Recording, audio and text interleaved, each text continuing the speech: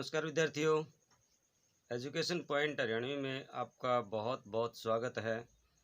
विद्यार्थियों, आज हम कक्षा छठी का जो आपकी अणिका पुस्तक है उसी का जो पाठ हमने पढ़ा था बदलती हवा, उसका हम आज अभ्यास करेंगे। तो आप अपना कापी पेन या अपनी पुस्तक अपने पास रखिए और इसको राइट डाउन करते जाइएगा और उसके बाद साफ कॉपी में इसको लिख लीजिएगा। तो आइए, बिना आपका समय खराब करते हुए हम करते हैं अभ्यास की शुरुआत। पहला जो प्रश्न है, सही विकल्प पर सही का निशान लगाइए। तो पहला है, जमींदार ने दूर से गाड़ी को आते देखा तो। नीचे ऑप्शन दिए गए हैं ए, ब, स और द। तो इनमें ब का जो ऑप्शन है वो सही है कि मन ही मन किसान पर नाराज हुआ। अगला है, राजा के मुंह से न्याय सुनकर। ऑप्शन आ गए इसमें अब फिर 4। तो किसान का मुंह फीका पड़ गया। इसमें स का जो ऑप्शन है ये सही होगा। अगला है ग, किसान ने मोहरों से भरे सातों कलश, ये जो ब का भाग है, जमीन में गाड़ दिए। तो ये 3 ऑप्शन थे। अगला जो प्रश्न है, निम्नलिखित प्रश्नों के उत्तर दीजिए। तो आइए इन प्रश्नों को करते हैं हम।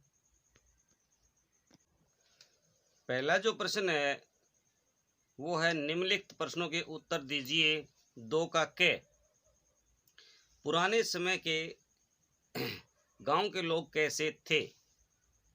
तो इसका उत्तर है, पुराने समय में लोग सुखी और संतोषी थे। अपने अपने घर और अपने अपने दरवाजे होते हुए भी गांव की चौपाल एक थी। सभी लोग शाम के समय इकट्ठे बैठते थे और एक दूसरे के सुख दुख की बात पूछते थे। उनमें साझीदार भी होते थे, यानी एक दूसरे के सुख दुख में साझीदार होते थे। अगला प्रश्न है, किसान क्या तर्क दे करके कलश जमींदार को देना चाहता था? तो भी देखिए, जब किसान ने कलश जमींदार को देने चाहे तो जमींदार ने कहा, आंखें दिखाने की जरूरत नहीं है, मुझे काम के लिए देरी हो रही है। शराफत से चुपचाप कलश कबूल करके मेरा फंदा काटो। लगान वाली बात निभ गई सो ही बहुत है। अगला प्रश्न है ग का, जमींदार ने कलश अपने पास रखने को क्यों तैयार नहीं था? जमींदार कलश अपने पास रखने को क्यों तैयार नहीं था? तो भाई, जब किसान ने कलश जमींदार को देने चाहे तो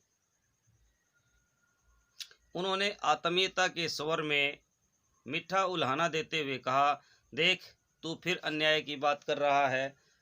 जड़ें निकालते समय कलश तेरे हाथ लगे हैं, मैं कैसे कबूल कर सकता हूँ? मेरी अक्ल तो अभी तक ठिकाने है।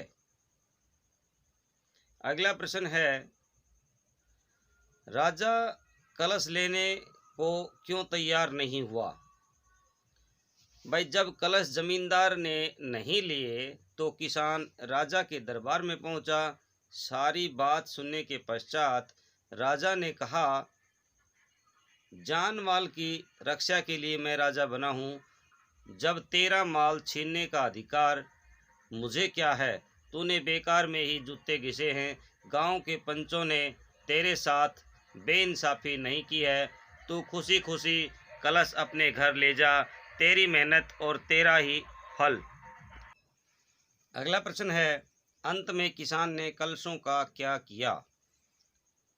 उत्तर है इसका, जब कलशों को जमींदार और राजा ने लेने से इनकार कर दिया तो जमींदार ने यहाँ किसान आएगा भाई, किसान ने कलशों को वापस जमीन में गाड़ दिया। अगला प्रश्न है, दूसरी पीढ़ी के किसान और जमींदार में क्या अंतर आ गया?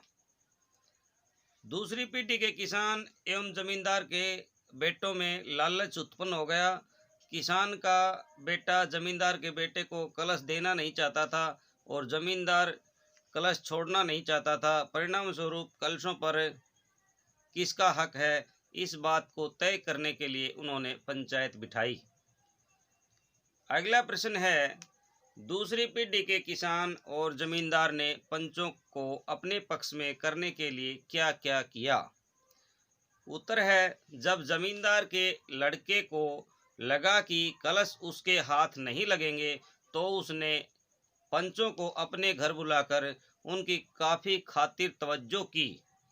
इसी प्रकार किसान के बेटे को पता चला तो उसने भी पंचों को अपने घर बुलाया और उनकी मुठियां गर्म की। अगला प्रश्न है, जमींदार का पोता किसान के घर क्यों आया था? तो जमींदार का नौजवान दिलेर पोता कलशों को लेने के लिए नंगी तलवार लेकर के किसान के घर आ पहुंचा। किसान का पोता भी ललकार सुन करके हाथ में फरसा लिए बाहर आया। दोनों में झगड़ा हुआ, आपस में दोनों की गर्दनें कट गई और उनका शरीर लहूलुहान हो गया। अगला प्रश्न है, राजा ने पंचों को क्या सजा दी और क्यों? भाई, राजा ने पंचों को इसलिए सजा दी क्योंकि उन्होंने इतने दिनों तक भेद छिपाकर क्यों रखा। गड़ा धन तो राजा का ही होता है। उसके आदेश से पंचों को 21-21 जूतों की सजा मिली। राज्य के घुड़सवारों ने घोड़े दौड़ाए और किसान के बेटे द्वारा छुपाए हुए कलश तुरंत सरकारी खजाने के हवाले किए। तो ये आपके क्वेश्चन हो गए। इसके बाद अगला जो क्वेश्चन है, इसमें कुछ पंक्तियां दी गई हैं और उन पंक्तियों का आशय स्पष्ट करना है। तो देखिए, करते हैं।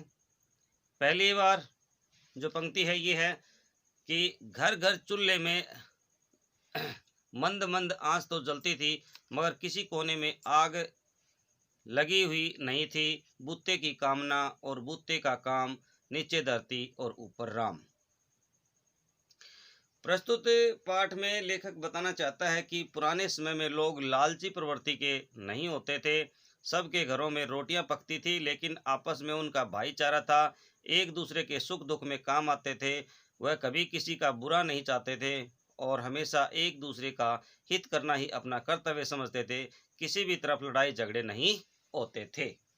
अगला प्रश्न है, अगला इसका जो है अगली पंक्तियां हैं,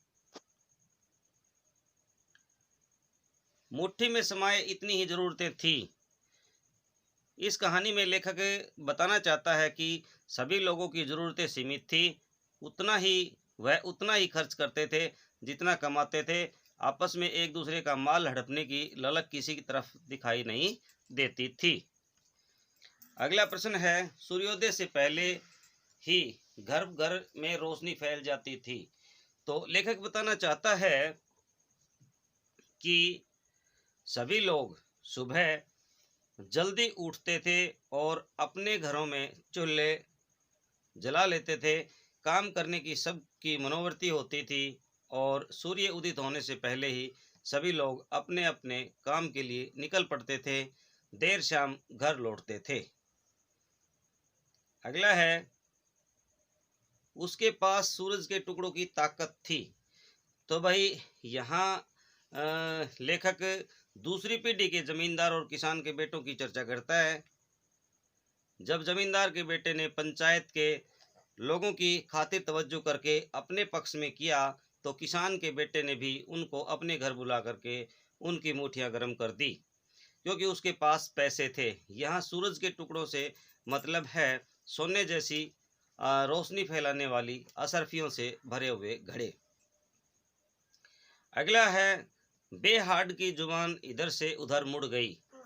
भाई, इस कहानी के माध्यम से लेखक ने इन पंक्तियों में यह स्पष्ट किया है कि पंचायत को अपनी मुठियां गर्म करने के लिए अवसर चाहिए था। जब किसान का बेटा रिश्वत देता तो वे उसकी तरफ बोलने लगते, जमींदार का बेटा जब उन्हें कुछ खिलाता पिलाता तो वो उसकी तरफ बोलने लगते। कहने का अर्थ यह है कि बिना हाड की जीभ पलटते या अपनी बात से मुकरते हुए उन्हें देर नहीं लगती थी। तो ये प्रश्न नंबर 3 हमने किया। अब करते हैं हम प्रश्न नंबर 4। इस प्रश्न में हमने करना है कि विलोम शब्द लिखने हैं। झूठ का हो जाएगा सच, आग का हो जाएगा पानी, इंसाफ का हो जाएगा बेइंसाफी या ना इंसाफी, धरती का आसमान, ठंडा का गर्म, उदार का नगद। अगला है दो दो पर्यायवाची लिखने हैं। आँख का हो जाएगा नयन नेत्र, जमीन का धरा भूमि, मकान का घर सदन आवास, किसान का कृषक हो जाएगा कृषिवल हो जाएगा, हवा बयार अनिल, राजा का भूपति या महेश। अगला प्रश्न है निम्नलिखित वाक्यों में तू तुम से के स्थान पर आप का प्रयोग करके वाक्यों को फिर से लिखना है। यानी कि जहाँ पे तू का प्रयोग है ना भाई, वहाँ पे आप का प्रयोग करना आपको। तो देखिए कैसे करेंगे।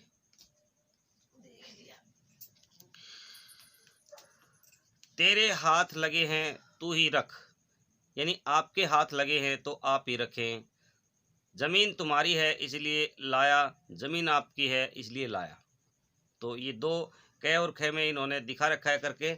आगे देखो मैंने लिख दिया है, देख तू फिर अन्याय की बात कर रहा है। देखो आप फिर अन्याय की बात कर रहे हैं।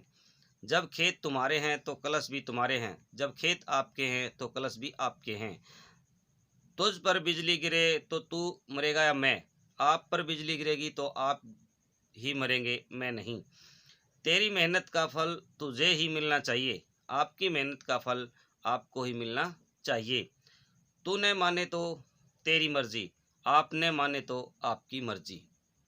अगला जो है शब्द प्रश्न है युगम शब्द। युगम मीन्स जोड़े, जोड़े में जो शब्द हैं पुनरुक्त शब्द, यानी कि बार बार जो शब्द आते हैं, घर घर बार बार, अच्छा भला, सीधा साधा, ऊंच नीच, भला बुरा। तो ये आपको है ना छाट करके लिखने हैं। और इस पाठ में यदि आपको और मिलते हैं तो इस तरह के शब्द आप और भी लिख सकते हैं। तो इस तरह से विद्यार्थियों हमने इस पाठ का ही अभ्यास कर लिया है। हम मिलेंगे नेक्स्ट वीडियो में नए लेसन के साथ। तब तक के लिए जय हिंद, जय भारत, वंदे मातरम।